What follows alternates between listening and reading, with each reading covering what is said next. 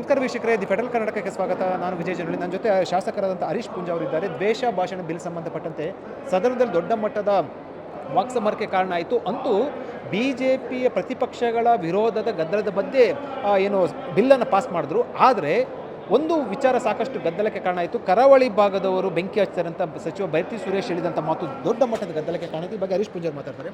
Bill ಬಗ್ಗೆ ಮೊದಲು ನೀವೇನು ಹೇಳ್ತೀರಾ? ನೋಡಿ, ವಿಶೇಷವಾಗಿ ಇವತ್ತು ದ್ವೇಷ ಭಾಷಣದ ಬಿಲ್ ಏನು ಇದೆ ಸದನದಲ್ಲಿ ಮಂಡಿಸಿದರು, ಇದರ ಪೂರ್ಣವಾಗಿರ್ತಕ್ಕಂಥ ಇವರ ಹಿಡನ್ ಎಜೆಂಡಾ ಏನಿತ್ತು ಅಂತ ಹೇಳಿದರೆ ಸಂಘ ಪರಿವಾರವನ್ನು ಕೇಂದ್ರೀಕರಿಸಿಕೊಂಡು ಇದನ್ನು ಮಾಡಬೇಕು ಎನ್ನುವಂಥದ್ದು ಅವರ ಇಂಟೆನ್ಷನ್ ಇತ್ತು. ಮತ್ತು ಅವರ ಇಂಟೆನ್ಷನ್ ಆಲ್ರೆಡಿ ಸ್ಪೀಕರ್ ಅವರು ಸರ್ಕಾರದ ಪರವಾಗಿ ಮಾನಸಿಕವಾಗಿ ಸಿದ್ಧಾಗಿ ಬಂದಿದ್ದರು.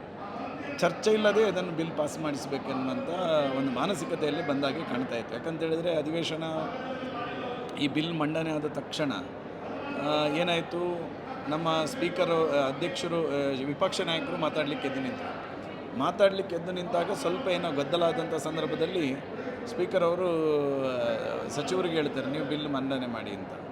ಆವಾಗ ವಿರೋಧ ವ್ಯಕ್ತಪಡಿಸಿದ್ದಕ್ಕೆ ಮತ್ತೆ ಪರಮೇಶ್ವರ್ ಅವರನ್ನು ಕೂರಿಸಿ ಚರ್ಚೆಗೆ ಅವಕಾಶ ಮಾಡಿಕೊಟ್ಟರು. 5 ನಿಮಿಷ ಕರಾವಳಿಯ ಬಗ್ಗೆ ಈ ಥರ ನಾವು ಗದ್ದಲ ಆಗಬೇಕಾದ್ರೆ ಸುರೇಶ್ ಅವರು ಎದ್ದು ನಿಂತು ಕರಾವಳಿಯಲ್ಲಿ ಬೆಂಕಿ ಹಚ್ಚುವಂಥ ಕೆಲಸವನ್ನು ಮಾಡ್ತಾರೆ ಸಮಾಜದಲ್ಲಿ ಎನ್ನುವಂಥ ಮಾತನ್ನು ಹೇಳಿದಾಗ ಸ್ವಾಭಿಮಾನಕ್ಕೆ ಧಕ್ಕಾದಾಗ ನಾವು ದಕ್ಷಿಣ ಕನ್ನಡ ಜಿಲ್ಲೆಯ ಜನ ಸುಮ್ಮನೆ ಕೂರುವಂಥ ಪ್ರಶ್ನೆ ಇಲ್ಲ. ರಾಜಕೀಯ ಇರ್ಬೋದು ಅಥವಾ ಯಾವುದೇ ರೀತಿಯಾಗಿರ್ತಕ್ಕಂಥ ಸ್ವಪ್ರತಿಷ್ಠೆಗಳನ್ನು ಬದಿಗಿಟ್ಟು ಈ ಜಿಲ್ಲೆಯ ಸ್ವಾಭಿಮಾನಕ್ಕೆ ಕೊಡಲಿಯಟ್ಟು ಬಿದ್ದಾಗ ನಾವು ಸುಮ್ಮನೆ ಕೂತ್ಕೊಳ್ಳೋ ಜನ ಅಲ್ಲ. ನಾವು ಎದ್ದು ನಿಂತು ಅದನ್ನು ವಿರೋಧ ಮಾಡಿದ್ವಿ. ನಾವು ಆ ಸಂದರ್ಭ ನಮ್ಮ ಹತ್ರ ಭಾವನೆ ಇತ್ತು. ನಮ್ಮ ಜಿಲ್ಲೆಯ ಮಣ್ಣಿನಿಂದ ಹುಟ್ಟಿರ್ತಕ್ಕಂಥವರು, ನಮ್ಮ ಜಿಲ್ಲೆಯ ನೀರು ಕುಡಿದಿರುವವರು, ನಮ್ಮ ಜಿಲ್ಲೆಯ ಗಾಳಿ ಸೇವಿಸಿರುವವರು, ನಮ್ಮ ಜಿಲ್ಲೆಯ ಮತವನ್ನು ಪಡೆದಿರ್ತಕ್ಕಂಥ ಸ್ಪೀಕರ್ ಅವರು, ನಮ್ಮ ಜಿಲ್ಲೆಯಲ್ಲಿ ಆಯ್ಕೆಯಾಗಿ ಬಂದಿರೋರು ನಮ್ಮ ರಕ್ಷಣೆಗೆ ಬರ್ತಾರೆ ಅನ್ನುವಂಥ ಒಂದು ಭಾವನೆ ಇತ್ತು ನಮ್ಮ ಹತ್ರ, ಸ್ವಾಭಾವಿಕವಾಗಿರುವಂಥ ಭಾವನೆ. ಆದರೆ ಸ್ಪೀಕರ್ ಅವರು ಇದಕ್ಕೆ ಯಾವುದಕ್ಕೂ ಕಿವಿಗೊಡದೆ ಕೇವಲ ಈ ಬಿಲ್ ಮಂಡನೆ ಆಗಬೇಕು, ಬಿಲ್ ಪಾಸ್ ಆಗಬೇಕು ಎನ್ನುವಂಥ ಭರದಲ್ಲಿ ಯಾವ ವಿಪಕ್ಷವನ್ನು ಕೇಳಲಿಲ್ಲ, ಸ್ವಾಭಿಮಾನವನ್ನು ಬದಿಗೆ ಒತ್ತಿ ಅವರು ಬಿಲ್ಲನ್ನು ಮಂಡನೆ ಮಾಡಿಸಿದರು. ಬಿಲ್ಲನ್ನು ಅಪ್ರೂವಲ್ ಮಾಡುವಂಥ ಕೆಲಸ ಕಾರ್ಯಗಳನ್ನು ಮಾಡಿದರು, ಎಜರ್ನ್ ಮಾಡಿದರು. ಒಂದು ಸದನದಲ್ಲಿ ಗದ್ದಲಗಳು ಅರ್ಧ ಗಂಟೆ ನಡೆದಿದೆ, ಬಾವಿಗಿಳಿದು ಒಂದೊಂದು ಗಂಟೆ ಒಂದೊಂದು ದಿನ ಗಲಾಟೆ ಆಗ್ತಿದೆ. ಆ ಸಂದರ್ಭದಲ್ಲಿ ಸ್ಪೀಕರ್ ಅವ್ರದ್ದು ಮೊದಲ ಕರ್ತವ್ಯ ಏನಿರ್ತದೆ, 10 ನಿಮಿಷ ಎಜರ್ನ್ ಮಾಡುವಂಥದ್ದು. ಎಜರ್ನ್ ಮಾಡಿದ ನಂತರ 2 ಪಕ್ಷದವ್ರನ್ನ ಕರೆದು ಇತ್ಯರ್ಥ ಮಾಡುವಂಥ ಪ್ರಯತ್ನ ಮಾಡಬೇಕಿತ್ತು. ಇದಕ್ಕೆಲ್ಲ ಯಾವುದಕ್ಕೂ ಹೋಗದೆ ಇಷ್ಟು ಸಣ್ಣ ವಿಷಯವನ್ನು ಅವರಿಗೆ ಇತ್ಯರ್ಥ ಮಾಡಬೇಕಾದಂಥ ಕೆಲಸವನ್ನು ಮಾಡಬೇಕಾದಂಥ ಸಣ್ಣ ವಿಚಾರದಲ್ಲಿ ಅವರು ಇತ್ಯರ್ಥ ಮಾಡಬೇಕಾದಂಥ ಸ್ಪೀಕರ್ ಅವರು ಯಾವ ಅದಕ್ಕೆ ಗೋಜಿಗೂ ಹೋಗದೆ, ಅದಕ್ಕೊಂದು ಸಮಯವನ್ನು ಕೊಡದೆ ಏಕಾಏಕಿಯಾಗಿ ಬಿಲ್ ಮಂಡನೆ ಮಾಡ್ತಾರೆ ಅಂತ ಹೇಳಿದರೆ 2 ವಿಷಯದಲ್ಲಿ ಸ್ಪೀಕರ್ ಅವರು ಇವತ್ತು ತಪ್ಪನ್ನು ಮಾಡಿದ್ದಾರೆ. ಒಂದು, ಕರಾವಳಿ ಭಾಗದ ಲಕ್ಷಾಂತರ ಜನರ ಭಾವನೆಗೆ ಘಾಸಿ ಆಗ್ತಕ್ಕಂಥ ಸುರೇಶ್ ಅವರ ಮಾತೇನಿದೆ ಆ ಮಾತನ್ನು ಸಮರ್ಥನೆ ಮಾಡಿದ ರೀತಿಯಲ್ಲಿ ಇವತ್ತು ಅವರು ನಡ್ಕೊಂಡಿದ್ದಾರೆ.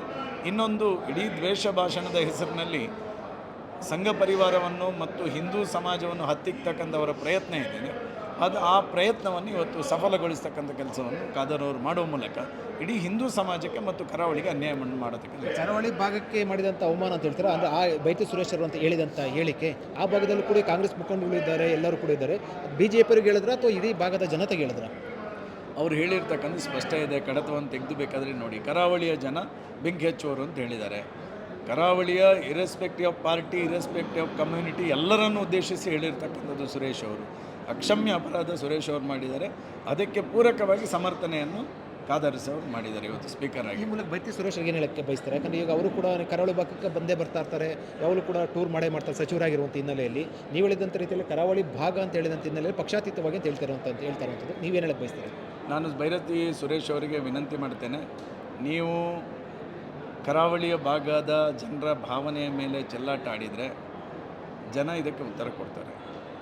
ನಾನು ಆಗ್ರಹ ಮಾಡ್ತೇನೆ ಸುರೇಶ್ ಅವರ ಹತ್ರ, ನೀವೊಬ್ಬರು ಜವಾಬ್ದಾರಿಯುತ ಸ್ಥಾನದಲ್ಲಿರ್ತಕ್ಕಂಥ ಸಚಿವರಾಗಿ ಆ ಕರಾವಳಿ ಭಾಗದ ಜನರ ಮನಸ್ಸಿಗೆ ಏನು ಇವತ್ತು ನೋವು ತರತಕ್ಕಂಥ ಮಾತನಾಡಿದ್ದೀರಿ, ಅದನ್ನು ಹಿಂಪಡ್ಕೊಳ್ಳಿ, ಅದಕ್ಕೆ ಕ್ಷಮಾಯಾಚನೆಯನ್ನು ಮಾಡಿ. ಇಲ್ಲದಿದ್ದರೆ ಅದಕ್ಕೆ ಕರಾವಳಿಯ ಜನ ಉತ್ತರವನ್ನು ಕೊಡ್ತಾರೆ.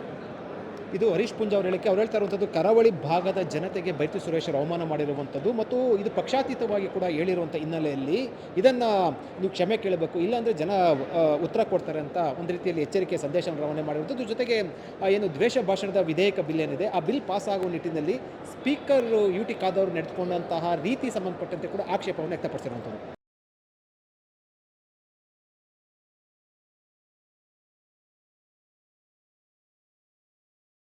ಹೆಚ್ಚಿನ ಸುದ್ದಿ ಅಪ್ಡೇಟ್ಗೆ ಈಗಲೇ ದ ಫೆಡರಲ್ ಕರ್ನಾಟಕ ಯೂಟ್ಯೂಬ್ ಪೇಜನ್ನು ಸಬ್ಸ್ಕ್ರೈಬ್ ಮಾಡಿ.